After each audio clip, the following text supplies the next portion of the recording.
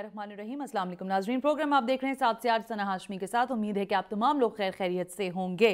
बहुत सारे ऐसे हालात और वाक़यात हैं जो कि आज ज़ाहिर है पाकिस्तान की सियासत पर उभर भी रहे हैं। कुछ जानिब से तहफ़्फ़ुज़ात आ रहे हैं, तो कहीं डील और ढील की बातें हो रही हैं, लेकिन दर हकीकत इम्पोर्टेंस ये है कि ज़ाहिर है जो पाकिस्तान में एहतिसाब का अमल है उस पर भी हम देख रहे हैं कि बहुत ज़्यादा एक नई जहद जो है वो शुरू हो चुकी है, या बहुत ज़्यादा मुतहर्रिक हैं इस वक्त तमाम तर इदारे। आज की अगर अहम तरीन समातों की बात करें तो इम्पॉर्टेंट केस रहा है लाहौर हाई कोर्ट में, और ज़ाहिर है अलीम खान साहब जो कि पाकिस्तान तहरीक इंसाफ के एक इंतहाई इम्पॉर्टेंट शख्सियत थे और हैं भी, और काफ़ी इन्फ्लुएंशियल हैं। आज इनकी भी ज़ाहिर है पेशी थी और इनके रिमांड में मज़ीद 10 रोज़ की तोसी हुई है। जो चीज़ें नैब प्रोसिक्यूटर की जानिब से रूबरू की गई, पेश की गई अदालत के, वो ये थी कि अभी तक अलीम खान साहब जो हैं वो किसी भी तरह की मुआवनत नहीं कर रहे नैब के साथ, और वो बताने को तैयार नहीं है कि उन्होंने असासाजात कैसे बनाए हैं। तो आज इस केस को भी ज़रा जानेंगे अपने रिपोर्टर से डीप डाउन कि मज़ीद केस जो है वो आगे कैसे जा रहा है। अलीम खान साहब ने आज बहरहाल किसी किस्म की गुफ्तगू मीडिया से नहीं की है।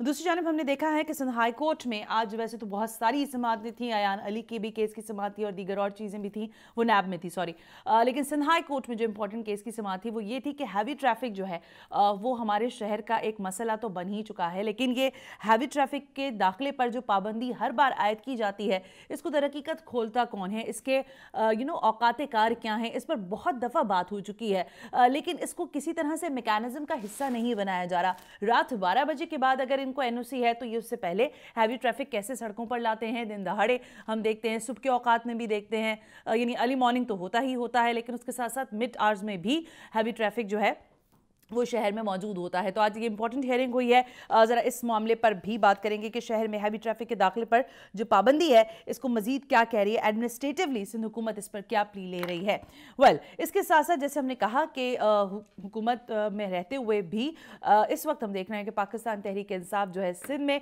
सिक्योरिटी के मामलात पर तहफ़्फ़ुज़ात का इजहार कर रही है, और पाकिस्तान तहरीक इंसाफ इसमें अकेली नहीं है, बल्कि MQM पाकिस्तान ने भी कराची में जो अचानक टारगेट किलिंग के वाक़ हैं इस पर इंतहाई तशवीश का इजहार किया है। और इसी हम आवाज के साथ हमने देखा है कि पाक से ज़मीन पार्टी ने भी इन तमाम तर वाक़यात को न सिर्फ कंडेम किया बल्कि शहर के अमन के लिए, सिक्योरिटी के लिए बहुत ज़्यादा कंसर्न भी शो किया है। सवाल या नुक्ता यह है कि इस वक्त अगर देखा जाए कुछ देर पहले जो है एक प्रेस कॉन्फ्रेंस भी हुई है पाकिस्तान तहरीक इंसाफ की जानिब से। खुर्रमशेर ज़बान साहब ने प्रेस कॉन्फ्रेंस की, उन्होंने कैटेगोरिकली एक मरतबा फिर वही लफ्ज़ दोहराया। उन्होंने कहा कि चीफ मिनिस्टर जो हैं वो मुस्ताफ़ी हो जाएं। अब अगर चीफ मिनिस्टर मुस्ताफ़ी हो जाते हैं तो कितना फ़ायदा होगा सूबे को एक दाखिला यानी सूबाई दाखिला वजारत जो है वो खाली है, वो भी चीफ मिनिस्टर के पास मौजूद है। तो इन तमाम तर मौज़ूआत पर आज बात करेंगे, लेकिन सबसे पहले आपसे बात कर लेते हैं अलीम खान के केस के हवाले से। अबू बकर ने हमें लाहौर से ज्वाइन किया है, उन्हीं से जानते हैं कि आज क्या हुआ है केस में। अबू बकर जरा आगाह कीजिए कि आमदन से जायद असासे जो हैं ये हैं पाकिस्तान तहरीक इंसाफ के रहनुमा अलीम खान का केस है, तो क्या वो अभी तक इस बारे में मुतमईन नहीं कर पाए नैब को कि उन्होंने असासाजात कैसे बनाए? जी बिल्कुल, शुक्रिया सना। ऐसा है कि आज एहतसाब अदालत लाहौर में जो अलीम खान है जो साबिक वज़ीर, उनको दूसरी बार नैब की जानिब से अदालत में पेश किया गया, और उनकी पेशी पर जो है वो काफ़ी कारकुनान का रश जो है अदालत के बाहर देखा गया। और जैसे मतवक्के तौर पर सिक्योरिटी के फुल प्रूफ प्लान जो है वो बनाने की कोशिश करती है हमेशा से पंजाब पुलिस, लेकिन फिर भी उनको जो है वो क्रॉस करके कई जो है वो कारकुन अदालत तक पहुँच चुके। और जैसे कि हमने देखा कि लास्ट टाइम भी जज की तरफ से वार्निंग हुई थी तो उसके ऊपर भी वो पहुंच गए। ये तो हालात थे उनके बाहर के। अब बात करते हैं अगर समात के हवाले से बात की जाए तो जी समात के हवाले से अगर बात की जाए तो उनके पास अदालत में नैब प्रोसिक्यूटर वारिस अली जंजुआ अदालत में पेश हुए, और उन्होंने बताया कि अलीम खान से जो है वो आते साथ ही जो है वो उन्होंने अदालत में एक शिकायती अंदाज में बताया कि अलीम खान तावन करने को तैयार नहीं है, जिसमें जज ने उनको कहा कि उन्होंने इस्तीफा तक दे दिया है, इससे ज़्यादा मजीद तावन क्या चाहते हैं आप। उन्होंने बताया कि इनके पास जो है वो असासे-जात ऐसे हैं जिनके हमें मान तो रहे हैं लेकिन इसकी ट्रेल देने को जो है वो तैयार नहीं है, जिसमें उन्होंने बताया कि 2003 से लेकर 7 तक जो है ये एक आम आदमी थे, और उसके बाद अचानक जो है वो 871 मिलियन के असासे बन गए। 2003 तक कहा गया ना, वो बकर की एक आम आदमी थे, और 2007 में अचानक इनकी फैक्ट्रीज भी हो गई और तकरीबन 871 मिलियन के असासे हैं। यानी इस वक्त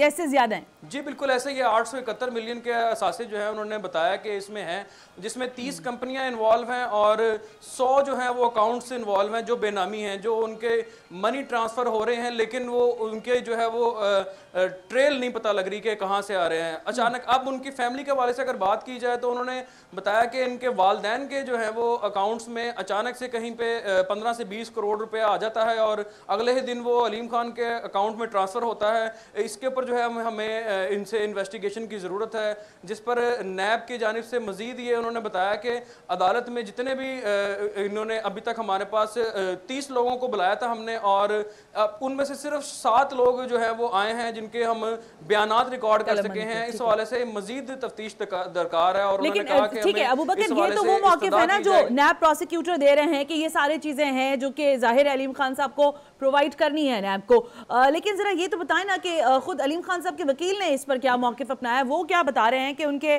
जो ज़ाहिर है जो अलीम खान साहब हैं वो हिरासत में भी हैं और फिर इसके बाद मज़ीद वो किस तरह की प्ली ले रहे हैं आगे के लिए? जी बिल्कुल, उनके वकील ने अदालत में ये बताया कि देखें इनके फादर जो हैं एक अकाउंटेंट थे और उन्होंने आज तक जितना भी कमाया है, जितना भी कुछ किया है, उनके सारी के सारे दस्तावेजात नैब को पहले ही भिजवा चुके हैं। और उन्होंने ये इस चीज़ की निशानदेही भी की कि डीजी नैब भी इस चीज़ की गवाही देते हैं कि सारे के सारे असासाजात जो हैं वो उनकी तहसील अदालत में नैब के पास जो है वो आ चुकी है, जिस पर उन्होंने मज़ीद बताया कि तमाम तर चीज़ें जो हैं हम भिजवा चुके हैं और हम गुलबर्ग में रहते थे और उसके बाद मुझे मेरे वालिद ने कनाडा भेजा पढ़ाई के लिए। पढ़ाई के बाद जब मैं वापस आया तो मैंने अपने काम के दौरान चीज़ें कुछ ऐसी की जो काम मेरे कारोबार में थी, लेकिन वो मैं चूंकि नैब को दे चुका हूं तो मजीद नैब अब मेरे पास जो है वो रिमांड मांगने की तो कोई ज़रूरत नहीं बनती। जी अच्छा, ओके, यानी लेकिन फिर भी जिस्मानी रिमांड में तो 10 रोज़ की तौसी हुई है ना? जी बिल्कुल, 10 रोज़ की तोसी एहतसाब अदालत के जज नजमुल हसन ने जो है वो इस बात पर की जब उन्होंने बताया कि इनके ट्रांसफ़र अकाउंट्स की जो डिटेल हैं अभी तक हमारे पास नहीं है और हमने ये देखना है कि इनके पास जितने भी पैसे आए हैं उनका ना तो ये पता है कि वो कहाँ से आए ना कहाँ से गए, किसी चीज़ की डिटेल अवेलेबल नहीं है। जब तक ये नहीं मिलती तब तक के लिए मजीद रिमांड चाहिए और 10 रोज़ के लिए जो है वो अदालत ने फिर उनको नैब के हवाले किया। Well, thank you very much. Abu Bakar Mughal हमें आगाह कर रहे थे। एहतसाब अदालत की इंपॉर्टेंट हियरिंग है साहब से आज भी नैब प्रोसिक्यूटर की जानिब से मौक़िफ़ अपनाया गया कि ताहाल जो है अलीम खान साहब हमें अपनी मनी ट्रेल नहीं दे रहे।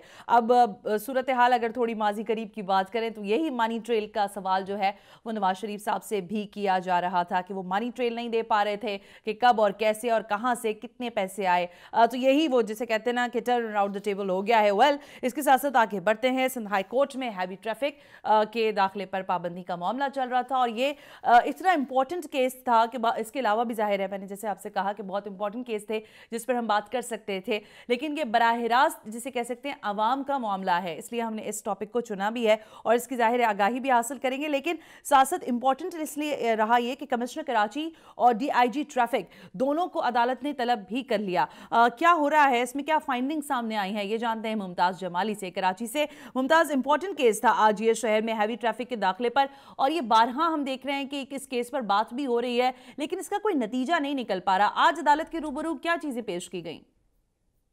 सनाश में आज सिंध हाई कोर्ट में मफाद आमा की दरख्वास्त की आज समाअत हुई है। जैसे कि आपको भी इल्म होगा कि कराची शहर में ट्रैफिक का जो निज़ाम है वो इंतहाई धर्म भरम है और एक ये बड़ी प्रॉब्लम है कराची वालों के लिए। तो एक शहरी ने दरख्वास्त दायर की थी सिंध हाई कोर्ट में, उस पर आज समाअत हुई है जिसमें जो जस्टिस मोहम्मद अली मजहर के सरबराही में 2 रुकनी बेंच ने जो दरख्वास्त की समाअत की, जिसमें ट्रांसपोर्ट इतिहाद के रहनुमा और दरख्वास्त गुजार समेत और ट्रैफिक पुलिस का जो हुकाम था वो भी आज अदालत में पेश हुआ। मुश्तरका तौर पर उन्होंने एक हिकमत अमली, एक लाहे अमली की रिपोर्ट तैयार की थी आपस में बैठकर, वो आज अदालत में उन्होंने पेश की जो कि अदालत ने दौरान समाअत रिमार्क्स दिए कि सिर्फ कागजी कार्रवाई मुझे नहीं चाहिए, अमली काम भी होना चाहिए क्योंकि जो शहर के अंदर हैवी ट्रैफिक का निज़ाम है, जो अंदर हादसात में दिन ब दिन जो बढ़ता है, एक रुझान बढ़ता जा रहा है हादसात में और हैवी ट्रैफिक की वजह से जो ट्रैफिक की जो सूरत हाल है वो नाकस है, जिस पर अदालत ने बरहमी का भी इज़हार किया और अदालत ने short term and long term दोनों मंसूबे की जो डेडलाइन है वो भी तलब किया है, और आइंदा समाज जो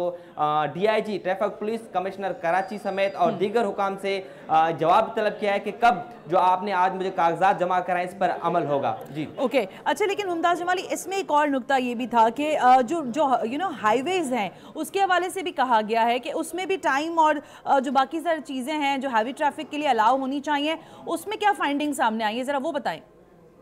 जी, ट्रांसपोर्ट इत्तेहाद के रहनुमा ने अदालत में ये मौक़िफ़ अख्तियार किया है कि एक जानिब पुलिस जो है हैवी ट्रैफिक पर पाबंदी आयद कर रही है, तो दूसरी जानिब हमारे मसाइल भी हैं वो भी सुने जाएं। जिस पर अदालत ने कहा कि आपके क्या मसाइल है, तो उन्होंने कहा कराची में सिर्फ एक जो है बस टर्मिनल है पूरे कराची शहर में, जहाँ पर 3 करोड़ की आबादी है, वहाँ पर सिर्फ एक बस टर्मिनल है, जिस पर दरख्वास्त गुजार ने कहा कि एक नहीं 2 हैं। तो जिस पर ट्रांसपोर्ट इत्तेहाद के रहनुमा ने कहा एक जो बस टर्मिनल है वो है नादर बाईपास, जो कि कराची से 30 किलोमीटर दूर है, वहां पर सिक्योरिटी के भी रिस्क है। जिस पर जस्टिस मोहम्मद अली मजहर ने रिमार्क्स दिए कि नेशनल हाईवे अथॉरिटी को चाहिए कि वहां पर जो बस टर्मिनल है उनको भी सिक्योरिटी प्रोवाइड की जाए। अगली समात पर जो है अदालत ने हर सूरत में commissioner Karachi, DIG traffic police और जो ट्रांसपोर्ट इत्तेहाद के रहनुमाओं को आपस में मिल बैठकर ये हुक्म दिया है कि जो आपने मुझे आज कागजात जमा कराए हैं अदालत में, जहाँ जो रिपोर्ट जमा कराई है अदालत में, उसके हवाले से बताया जाए कि इस पर कब जो है अमल दरामद होगा। अच्छा, इसमें ये क्या था रिपोर्ट में जो ये टर्म बात की गई कि लॉन्ग टर्म जो सिचुएशन है उसको हम ऐसे हैंडल करेंगे और शॉर्ट टर्म जो है उसको मतलब उस तरह चलाएंगे, वो क्या थी मामलात, क्या अदालत के सामने रखे गए कि लॉन्ग टर्म की कुछ और प्लानिंग है, शॉर्ट टर्म की कुछ और प्लानिंग है? जी बिल्कुल, उन्होंने लॉन्ग टर्म और शॉर्ट टर्म दोनों जो मंसूबे हैं अदालत के सामने पेश किए। लॉन्ग टर्म से मुराद के एक बस टर्मिनल जो ज़ेर तामीर है, जब तक वो तामीर मुकम्मल नहीं हो जाता तब तक शॉर्ट टर्म का इस्तेमाल होगा। इससे मुराद ये है कि 12 बजे के बाद तमाम हैवी ट्रैफिक जो है शाहराहों पर चलेंगे, लेकिन जैसे ही रात के 12 बजे से पहले कहीं पर भी ना शाहरा फैसल और दीगर जो अहम मकामात और अहम सड़कें वहाँ पर हैवी ट्रैफिक पर पाबंदी आयद होगी। ओके, बहुत बहुत शुक्रिया मुमताज जमाली, इंपॉर्टेंट बात बता रहे थे। 12 बजे के बाद हैवी ट्रैफिक है, लेकिन जैसे हमने आपसे कहा कि ऐसा होता नहीं है। कराची की सड़कों पर हैवी ट्रैफिक हमें हर जगह दिखाई देता है, लेकिन जो अहम तरीन बात वो ये है कि कमिश्नर कराची और DIG ट्रैफिक से जवाब मांग लिया गया है। जाहिर है ट्रांसपोर्टर्स के अपने मसाइल हैं, लेकिन शहर में बहुत ज़्यादा हादसा जो हैं ये हैवी ट्रैफिक की वजह से होते हैं। इसकी बहरहाल कोई एक खास किस्म का मैकेनिज्म इनके साथ बैठकर तैयार होना चाहिए जिस पर ये भी एग्री हो और फिर जो शहर का सिस्टम है उसको बहरहाल तरीके से चलाया जा सके। एक ब्रेक लेते हैं। जब ब्रेक से वापस आएंगे तो कौन लोग हैं और वो कौन से ऐसे हाथ हैं जो शहर में टारगेट किलिंग को सपोर्ट कर रहे हैं, और इस वक्त एक मरतबा फिर टारगेट किलिंग जो है वो हमें दिखाई दे रही है, जिस पर तमाम ही अपोजिशन की जमातें परेशान भी हैं। परेशानी का सद्देबाब कैसे निकलेगा? चीफ मिनिस्टर का इस्तीफा होगा, क्योंकि खुर्रम जमान साहब तो यही मांग रहे हैं, लेकिन सूबाई वज़ीर दाखिला आखिर क्यों नहीं है, और अगर नहीं है तो चीफ मिनिस्टर की जिम्मेदारी यहाँ बहुत ज़्यादा बढ़ जाती है। इस वक्त जो बेअमनी की कैफियत है, इस पर सिंध हुकूमत की हिकमत अमली क्या होगी? Right after this break you're watching 7 से 8।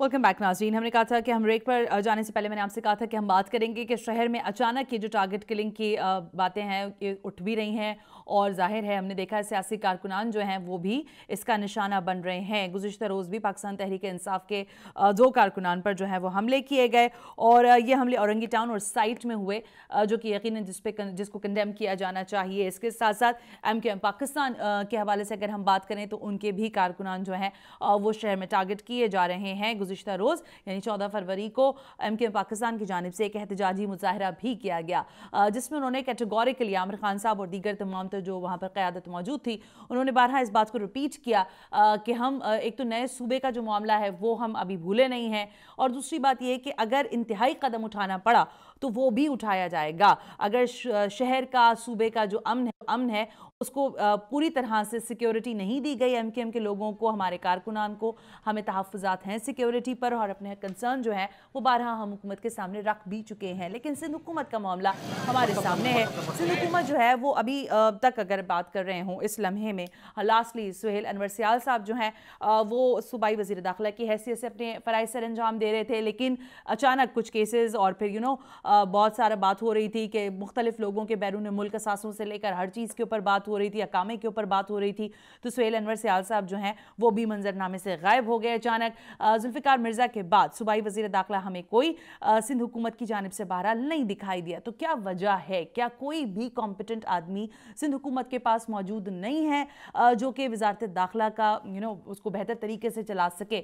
इसके अलावा पीएसपी की बात कर लें तो वो भी अपने कारकुनान की जाहिर है, जो भी सियासी कारकुनान की जो टारगेट किलिंग हुई है उस पर तहफ़्फ़ुज़ात रखते हैं। मुझे बताया जा रहा है कि खुर्रमशेर ज़मान साहब ने हमें टेलीफोन लाइन पर ज्वाइन कर लिया है। ज़रा उनसे जानते हैं कि वो इस वक्त क्या देख रहे हैं, कि वो कौन से लोग हैं जो इसका अमन तबाह करने के दर पे हैं, जो कि टारगेट किलिंग के वाक़यात बढ़ते जा रहे हैं। सिक्योरिटी इदारों ने बड़ी जिम्मेदारी के साथ इस शहर का अमन बहरहाल बहाल किया है। खुर्रमशेर ज़मान साहब अस्सलाम वालेकुम, बहुत बहुत शुक्रिया वक्त देने के लिए। जी वालेकुम। खुर्रमशेर ज़मान साहब, सबसे पहले तो कंडोलेंस के जो आपके लोग ज़ाहिर एक मरतबा फिर टारगेट किए गए और उनका कत्ल हुआ है, लेकिन कि जो सूबे की सिक्योरिटी पर आज एक आपने प्रेस कॉन्फ्रेंस भी की है, क्या कहना चाहते हैं आप कि सिंध हुकूमत आप समझते हैं एलिजिबल नहीं है, या सिक्योरिटी कंसर्न्स आप किसी और नुक्ता निगाह से भी देख रहे हैं? नहीं, देखिए, सिंध हुकूमत तो हमें कहीं नजर ही नहीं आ रही है ना। सिंध हुकूमत तो मुकम्मल तौर पर नाकाम हो गई। आप देखें कि शहर में अली रजा आबदी का वाकया हुआ, उसके बाद आप देखें शहर में पीटीआई के एक एमपीए हैं, उनको गोली मारी, उसके बाद पीएसपी के दफ्तर में घुस के 2 लोगों को मार दिया। 2 वाकयात एमकेएम पाकिस्तान के जो मेंबर्स हैं उनको कत्ल कर दिया गया। अब ये कल की बात है, पाकिस्तान तहरीक इंसान के 2 कारकुन हैं, उनको मार दिया। एक के चेहरे के ऊपर जो ना 3 गोलियां मारी हैं। तो सवाल ये है कि अगर पहली दफा ही जब अली रजा आबदी का मामला हुआ या जब पीएसपी के दफ्तर पे हमला हुआ, तो क्या सिंध हुकूमत ने कोई किसी किस्म की दिलचस्पी दिखाई? कोई रेड्स हुए? हमें तो शहर में कुछ नजर ही नहीं आ रहा है। ऐसा लग रहा है कि एक दफा वापस दरिंदों को जो है ना जाके शहर देने की तैयारी हो रही है। यहाँ पे कोई काम करता हुआ नजर ही नहीं आ रहा है। लेकिन खुर्रम साहब, ये आप जो कंसर्न शो कर रहे हैं बिल्कुल ठीक है, and which is very much you are right कि ये सारी ऐसी चीज़ें हुई थी जिसके फ़ौरन बाद हुकूमत को एक्शन में आना चाहिए था। लेकिन बहैसियत अपोजिशन सिंध में अगर हम आपसे बात करें तो सूबाई वज़ारत दाखिला के लिए आप लोग आवाज़ नहीं उठा रहे, लेकिन चीफ मिनिस्टर के इस्तीफे की बात ज़रूर हो रही है। देखिए, आपके वजीर दाखिला तो चीफ मिनिस्टर ही है ना। वो तो है, तभी मैं कह रही हूँ कि आप ये इतनी इंपॉर्टेंट वजारत है कि एक पोर्टफोलियो उनके पास है बीइंग चीफ मिनिस्टर, तो वो चीफ मिनिस्टर ही रन करे ना। वजारत दाखिला क्यों अपने पास रखी हुई? कोई और पोर्टफोलियो तो पता नहीं उनके गिनती में कितने हैं, मुझे नहीं मालूम। हाँ। लेकिन बात यह है कि बेसिकली जब शहर के अंदर कोई हालात खराब होते हैं, कोई किसी किस्म के मसाइल होते हैं, तो उसकी जिम्मेदारी किसकी है? सूबे का जो चीफ मिनिस्टर है उसकी जिम्मेदारी। देखिए, एक दफा पहला जब वाकया हुआ अली रजा आबदी का हमने कुछ नहीं कहा, उसके बाद पीएसपी का हमने कोई ऐसी नामुनासिब बात नहीं करी, एमकेएम को हमने फिर कुछ नहीं कहा। ये तो चलता आ रहा है सिलसिला। खुदा ना खास्ता अगर हम इसके ऊपर आवाज नहीं उठाएंगे तो जो पहले शहर के हालात थे कि रोजाना की बुनियाद पे 100 लोगों को मार दिया जाता था, शहर को बंद करा दिया जाता था, यहाँ पे हड़तालें होती थी, लोगों की गाड़ियों को जला दिया जाता था। तो अगर आज मैं खामोश हो गया, कल को ऐसे हालात हो गए, तो आप लोगों ने हमसे सवाल करना है कि ऑपोजिशन खामोश क्यों थी? लिहाजा ये मेरी रिस्पॉन्सिबिलिटी है कराची, मैं ये आवाज उठाऊं, मैं ये डिमांड करूं कि शहर को सीधा करें, सही करें। ओके, ये जो बात आप कह रहे हैं शहर को सीधा करें, तो शहर को जो खराब करने की चीजें हैं, आपको क्या लग रहा है कौन सी ऐसी चीजें हैं जो इस वक्त मिसमैनेज हुई हैं, जिसके बाद अचानक से ये लहर, आप बिल्कुल ठीक कह रहे हैं कि उठी है और एक ट्रेल है अगर हम इसकी बात करें, तो आपको क्या चीज लग रही है जो मिसमैनेज है यहाँ पर सिक्योरिटी से रिलेटेड? बड़ा शहर है, दुनिया भर के अंदर इस तरह के मसाइल होते हैं, लेकिन होता ये है कि जब कोई ऐसा वाकया हो जाता है तो उसके बाद मीटिंग्स होती हैं, डिफरेंट एजेंसीज को लाके बिठाया जाता है, उनसे बैठ के चीफ मिनिस्टर सवाल करता है, कुछ लोगों के खिलाफ एक्शंस लिए जाते हैं, कुछ ऐसे रेड्स किए जाते हैं, कुछ लोगों को अरेस्ट किया जाता है, कुछ ऐसे इकदाम उठाए जाते हैं कि जिससे फौरन खौफ की फिजा के अंदर आ जाए उन सारे क्रिमिनल्स के अंदर कि एजेंसीज एक्टिव हो गई हैं, कोई जाके छुप जाए। यहाँ तो आपको मैं बताऊं कि मुझे इलाका मकीनों ने कल ये बात कही कि हम अपने इलाकों में उन दहशतगर्दों को देख रहे हैं, उन क्रिमिनल्स को देख रहे हैं जो पिछले अदवार के अंदर यहाँ पे दहशतगर्दियां करते थे, जो लोगों को डराया करते थे, जो टारगेट किलिंग के अंदर मुलविस थे, वो लोग शहर में नजर आना शुरू हो गए हैं।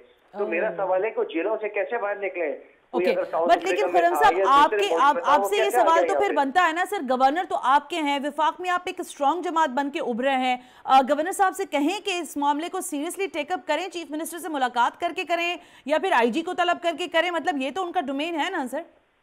देखिए, असल में जब हम कहते हैं तो यहाँ पे चीफ मिनिस्टर साहब उछलना शुरू हो जाते हैं कि 18वीं तरमीम के बाद ये हमारे हकूक हैं।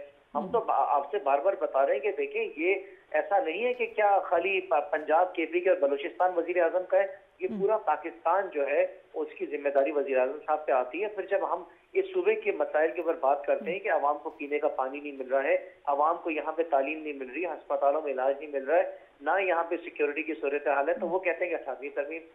तो ये हम बेसिकली, लेकिन ये बात जो आपने की ना खुर्रम शेर जमान साहब, ये बड़ी अलार्मिंग सिचुएशन है कि शहर में वो लोग एक मर्तबा फिर एंटर हो रहे हैं जो शहर का अमन तबाह कर रहे हैं, और जैसे आपने कहा कि इलाका मकीन आपको कह रहे हैं कि उन लोगों को दोबारा देखा जा रहा है, ये एक अलार्मिंग सिचुएशन है। बहरहाल वो कहते हैं कि क्रिमिनल्स हमें नजर आना शुरू हो गए, जो पिछले 1.5-2 साल से नजर नहीं आ रहे थे, वो कैसे वापस आ गए? That's a question for the Sindh हुकूमत as well and obviously federal के लिए भी है। लेकिन खुर्रम से आप हमारे साथ टेलीफोन लाइन पे रहिएगा। उसामा कादरी साहब हैं, MKM पाकिस्तान से MNA हैं, उन्होंने हमें टेलीफोन लाइन किया है, उनको आना था स्टूडियो में, बट जाहिर रश की वजह से शायद वो नहीं पहुंच पा रहे हैं। बहुत बहुत शुक्रिया उसामा कादरी साहब वक्त देने के लिए। जी बहुत शुक्रिया। उसामा साहब, ये तवातुर के साथ कुछ मामलात हुए हैं MKM पाकिस्तान की, अगर बात करें अली रजा साहब का जो जाहिर असैसिनेशन, और उसके बाद फिर तवातुर से हमले, मिलाद वाली जो थी एक महफिल उस पर भी हमला हुआ, फिर हमने देखा कि आपके और ख्वाजा ज़ाहरुल हसन साहब का जो दफ्तर है उस पर भी लोगों को टारगेट किया गया। क्या चीज़ें दिखाई दे रही हैं आपको, कहाँ पे लेकनेस दिखाई दे रही है सिक्योरिटी की? बदकिस्मती है सिंध की कि इस वक्त सिंध पर एक ऐसी हुकूमत है जो मुतासिब, मैं तो अपनी जात पे ये कहूंगा इंतहाई मुतासिब हुकूमत है। अच्छा। कि जिसको ये अंदाजा भी नहीं है कि इस वक्त 2 माह के अंदर इस वक्त कराची शहर की क्या सूरत हाल है, अमन और अमान की सूरत हाल इस हद तक बिगड़ चुकी है कि अब एक आम शहरी ये सोचने पर मजबूर है कि वो कैसे उसका सर्वाइवल होगा, कैसे अमन और अमान यहाँ का बेहतर होगा। अभी सिक्योरिटी इदारों ने गुज़िश्ता कई सालों की मेहनत करके आज इस शहर को इस हद तक कर दिया था, लेकिन ये हुकूमत की चपकलिश के नताइज हैं कि जो आज हमें इस शहर में नजर आ रहे हैं कि अली रजा आब्दी के कत्ल का वाकया कोई मामूली वाकया नहीं था। उसके ऊपर सिंध हुकूमत ने क्या एक्शन लिया, उसके बाद नहीं तो सर आप लोगों ने भी उस तरह से क्या बात नहीं की? अली रजा साहब के असैसिनेशन के बाद कोई उस तरह से आवाज नहीं उठी, कोई बात नहीं हुई, ना सिंध हुकूमत के साथ आपने बैठ के मीटिंग की कि इतनी बड़ी शख्सियत को शहर के बीचों बीच दिन दहाड़े तकरीबन ही इस तरह मार दिया गया? कोई वो उस तरह से आपका जिस तरह हमेशा हम देखते हैं कि आप बात करते हैं अपने मामलात पर, वो चीज हमें दिखाई नहीं दी अली रजा आब्दी के मामले पर?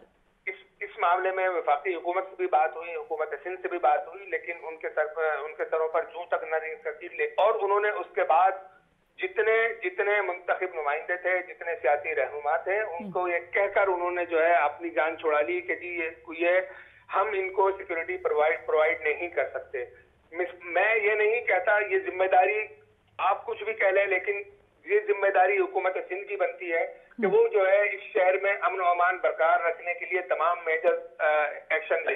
ओके, जो आवाज, ठीक है उसामा साहब, इसी बात को कंटिन्यू करते हुए जो आवाज आज खुर्रम शेर जमान साहब ने अपनी प्रेस कॉन्फ्रेंस में कही, क्या आप हम आवाज होंगे कि चीफ मिनिस्टर मुस्ताफी हो क्योंकि शहर में अमन अमान की सूरत हाल वो कंट्रोल नहीं कर पा रहे?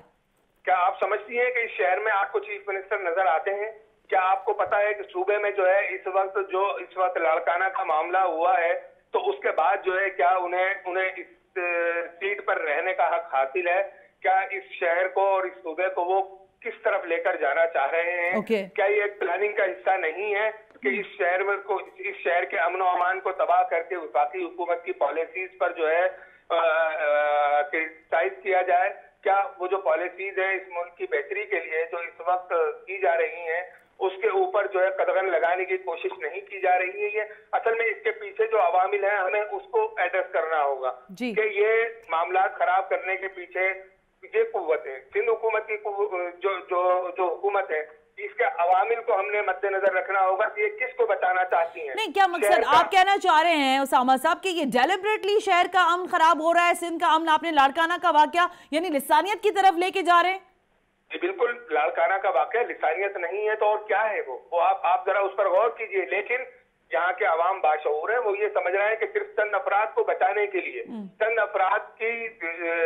अफराद को कोर्टों से बचाने के लिए इस किस्म के अवामिल जो है इस शहर में और इस सूबे में पैदा किए जा रहे हैं ताकि उनको जो है सेफ साइड किया जा सके। लेकिन मैं हुकूमत सिंध को ये बताना चाहता हूँ कि अगर एमक्यूएम के दफातर पर हमले करके, एमक्यूएम के कारकुनान को शहीद करके, अगर वो ये समझते हैं कि वो अपने उन लोगों को कि जो वाकयातन चीजों में मुलविस हैं और जिनकी इंक्वायरियां खुल चुकी हैं और जिन्हें अभी जेल सलाखों के पीछे जाना है, और अगर उस हवाले से अगर हमारे लोगों को अगर उन्होंने टारगेट इस अंदाज से किया तो फिर यकीन जानिए नहीं। लेकिन उसामा साहब, आपका तो हाल फिलहाल का ही वाकया है जो आपको व्हाट्सएप मैसेजेस आए थे थ्रेटन, जो कि आपने यकीन मीडिया के साथ शेयर भी किए थे, तो ये वाला वाकया आपको उसकी कड़ी नहीं दिखाई देता? देखिए, उस वाकये की कड़ी भी हो सकता है, लेकिन बदकिस्मती ये है इस सूबे की कि आज तक ऐसे किसी भी वाकयात में, हालांकि आइडेंटिफाई होने के बावजूद भी जो है वो कातिल जो है पकड़े नहीं जाते। क्या अली रजा आबदी के कातिलों को जो है पहचान नहीं लिया गया? क्या उन तक पहुंच नहीं हो पाई है? तो उसको सामने क्यों नहीं लाया जाता? ताकि पता चले कि इस शहर के अमन को तबाह करने में कौन सी कुव्वतें हैं, कौन सी साजिशें हैं जो इस शहर को तबाह करके। ओके उसामा साहब, मैं खुरम साहब से इसी पे ओपिनियन ले लूं ना कि खुरम साहब ये लिसानियत की तरफ जैसे इशारा किया अभी उसामा काजी साहब ने कि लाड़काना का वाकया जो कि इंतहाई जिसको जितनी भी जिसकी मजम्मत की जाए वो कम है, लेकिन एक तरफ लिसानियत, दूसरी तरफ अगर कराची जैसे मेगा सिटी की बात करें, यहाँ पर टारगेट किलिंग के पैदर पे वाकयात आप समझते हैं विच दे उसामा साहब कह रहे हैं कि वो डेलिब्रेट कर रही है सिंध हुकूमत ये सब? मैं नहीं समझता कोई भी हुकूमत को जान के इस तरह हालात खराब। देखिए, लेकिन ये चीज मैं जरूर कहूंगा कि देखिए इनकी नालायकी है और इनको समझ में नहीं आ रहा। देखिए ना, अपनी करप्शन की टेंशन में लगे हुए, इनके पास जो जायदाद बनी थी बेसिकली इनको उसकी फिक्र लगी है कि इनके साथ होने क्या वाला है। इनको घर की नहीं, शहर के अंदर क्या हो रहा है। मैंने आपसे बार बार कहा कि मैं सिर्फ अपनी बात नहीं कर रहा हूँ, मैं एमक्यूएम की बात भी कर रहा हूँ, मैं पीएसपी की बात भी कर रहा हूँ कि जिनके कारकुनों को शहीद किया गया, मैं अपने कारकुनों की भी बात कर रहा हूँ, बल्कि मैं पूरे शहर के अंदर, पूरे सूबे के अंदर जो इस वक्त मौजूदा हालात चल रहे हैं, मैं सबके लिए बात कर रहा हूँ, क्योंकि मेरी जिम्मेदारी सिर्फ मेरी पार्टी नहीं, मेरा पूरा सूबा है जिसके लिए मैंने बात करनी है। रही बात लाड़काना का जो वाकया हुआ है, मैं बिल्कुल चाहूंगा कि कोई भी शख्स जो ना उसको किस तरफ लेके जाए। ये तो बेसिकली वो जो दुश्मन ममालिक अनासर हैं मुल्क के अंदर जो काम कर रहे हैं, वो कोशिश करते हैं दौर के अंदर सुन्नी शिया को जो है आपस में जो है ना, कभी यहाँ पे सुन्नी को मारा जाता था, कभी शियों को किया जाता था। बाद में चीजें साबित हुई कि ये वो लोग थे जो दुश्मन ममालिक लोग थे जो मुल्क के अंदर अफरा तफरी मचाना चाहते थे। तो हम उस तरफ बिल्कुल ना जाए लसानियत की तरफ। या अल्लाह का शुक्र है कि हम सब एक पेज के ऊपर हैं, हम सब मुसलमान हैं, हम सब पाकिस्तानी हैं, हमें उस तरफ बिल्कुल नहीं लेके जाया जा सकता है। और पहले भी वो सारी जो कुव्वतें हैं वो नाकाम हुई है पाकिस्तान के अंदर, और इंशाल्लाह आइंदा भी होंगी। ओके, तो खुरम साहब, what do you think about the strategy? How you people put up this?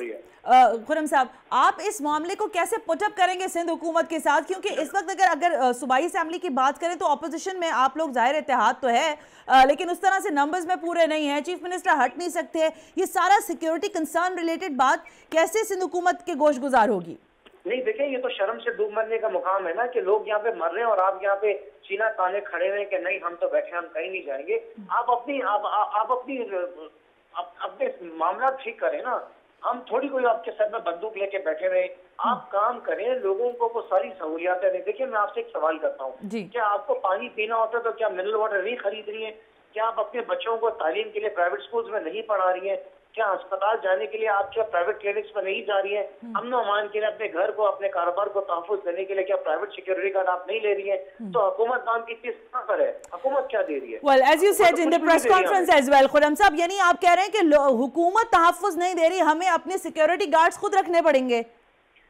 बिल्कुल ऐसा ही है। देखिए ऐसे ही हालात है, जो सिक्योरिटी कंपनीज है उनके हालात भी आपके सामने। लिहाजा हमने आज ये डिमांड किया है कि चीफ मिनिस्टर मुराद अली शाह मुकम्मल तौर पर नाकाम हो चुके हैं आवाम को कोई किसी किस्म की भी सहूलियत देने में। ओके, लेकिन खुर्रम साहब इसमें एक सवाल बनता है। देखिए, अमन अमान के जो इजलास होते हैं उसमें गवर्नर साहब भी होते हैं, लास्टली अगर हम बात करें तो प्राइम मिनिस्टर साहब भी उसमें थे, फिर बाकी सिक्योरिटी के कंसर्न जितने भी लोग हैं तमाम डिपार्टमेंट्स उसमें होते हैं। आप समझते हैं कि फेडरल हुकूमत इस पर इन्फ्लुएंस कर सकती है कि भाई आप ये जो कुछ भी सिक्योरिटी के मामला हैं, शहर का अमन है, इसको तो इंटेग्रेट करें ना किसी तरह से?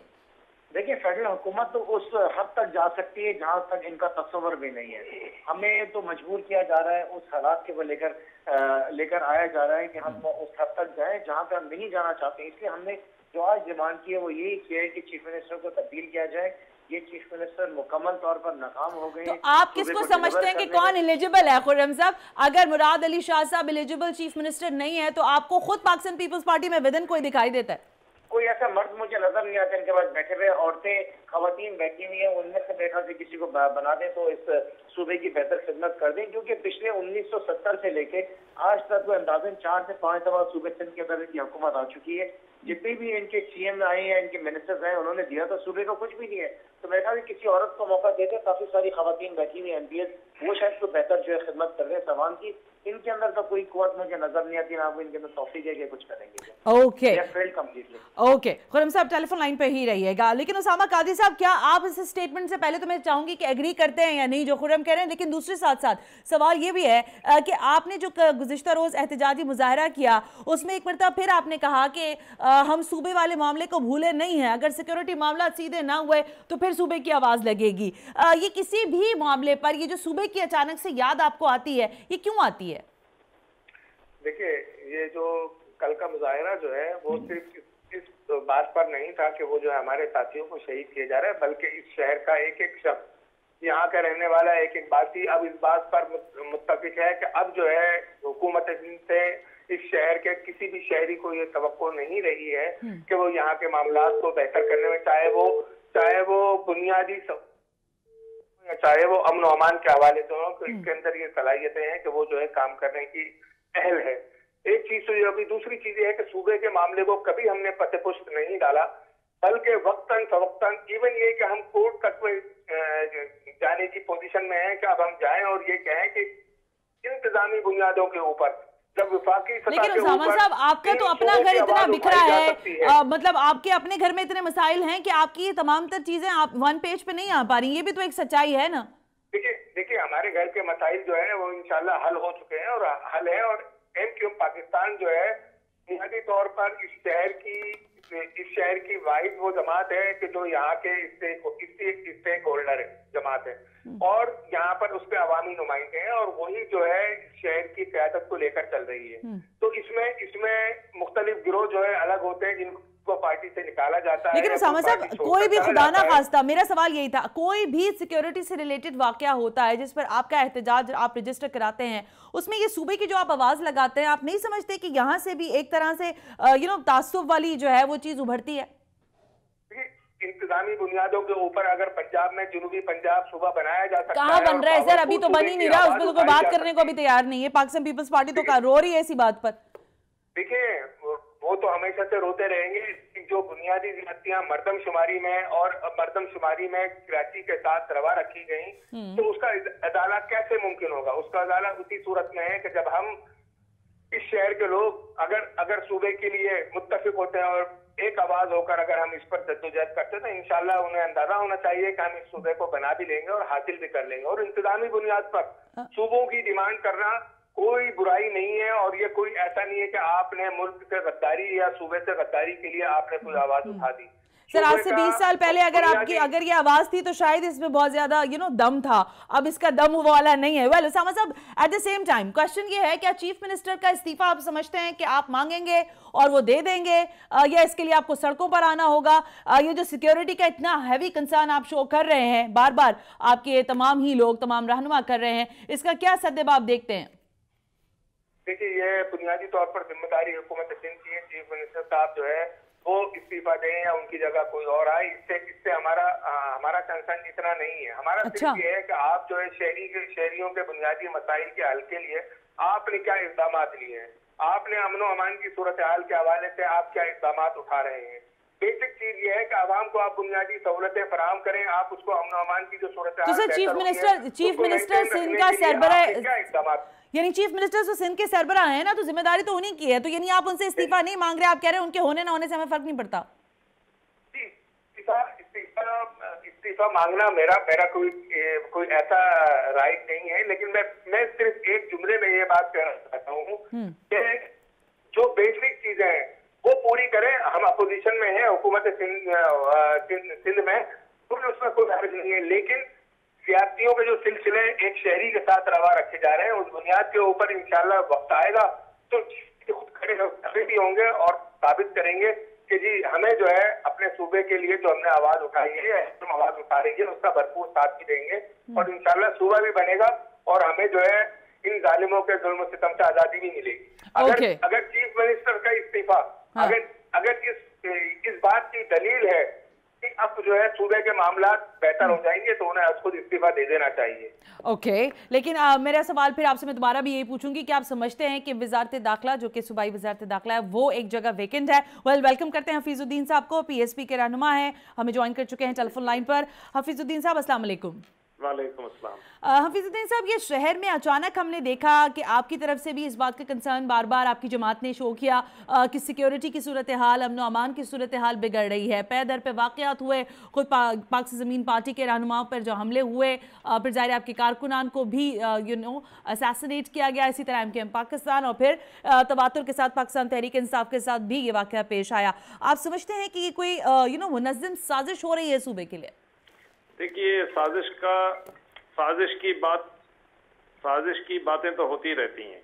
जी सर। असल में हमें कंसर्न है कि जो लॉ एंड ऑर्डर सिचुएशन है, हमारी जो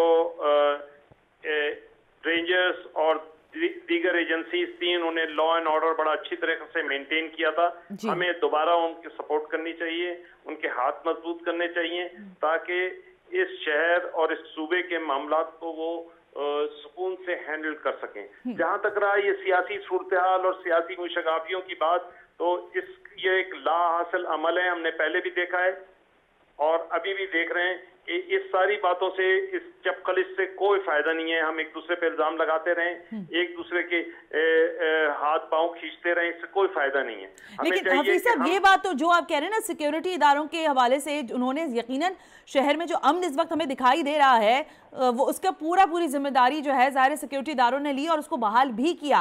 लेकिन ये जो ताज़ा तरीन चीज़ें हो रही हैं, टारगेट किलिंग हो रही है, लोग मारे जा रहे हैं, इस पर यह बताया जा रहा है, अभी हम बात कर रहे थे खुर्रम शेर ज़मान साहब से, तो उन्होंने कहा कि भाई चीफ मिनिस्टर जो है उनके पास वजारत दाखिला मौजूद है, वो एलिजिबल ही नहीं है सीट को कंडक्ट करने के लिए, वो काम ही नहीं करके दे रहे एज एन चीफ मिनिस्टर, तो जाहिर है उन्होंने उनसे इस्तीफे का मुतालबा किया। आप समझते हैं कि ये तरीक़ेकार सिक्योरिटी जैसे कंसर्न के लिए तरीक़ेकार बेहतरीन हो सकता है या बेस्ट हो सकता है?